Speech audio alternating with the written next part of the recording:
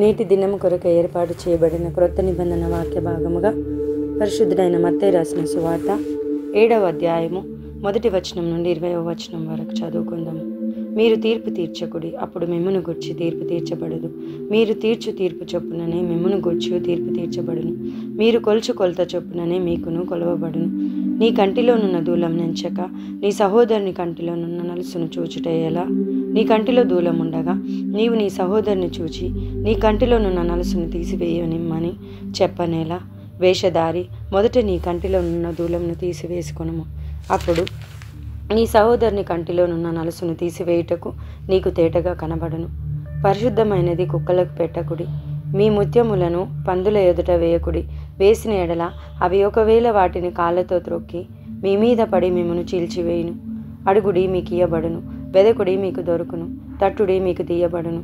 అడుగు ప్రతివాడును పొందును. వెదుకువానికి దొరుకును. తట్టువానికి తీయబడును. మీలో ఏ మనుష్యుడైనను తన కుమారుడు తన్ను రొట్టెను అడిగిన ఎడల వానికి రాతినిచ్చునా? చేపను అడిగిన ఎడల పామునిచ్చునా?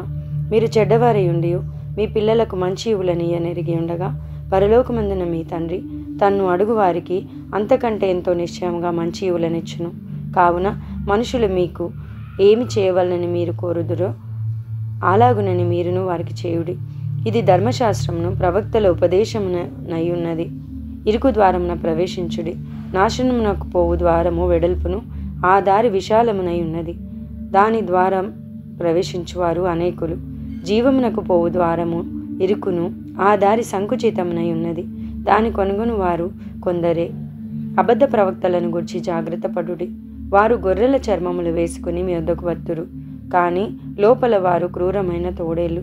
వారి ఫలముల వలన మీరు వారిని తెలుసుకొందురు. ముండ్ల పొదలలో ద్రాక్ష పండ్లనైనను పల్లేరు చెట్లను అంజూరపు పండ్లనైనను కోయుదురా?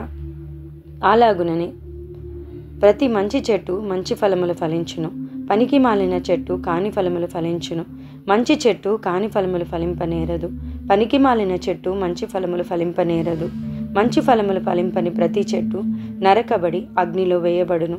కాబట్టి మీరు వారి ఫలముల వలన వారిని తెలుసుకొందురు. ఈ పరిశుద్ధ వాక్యమును దేవుడు దీవించి ఆశీర్వదించునుగాక. ఆమేన్.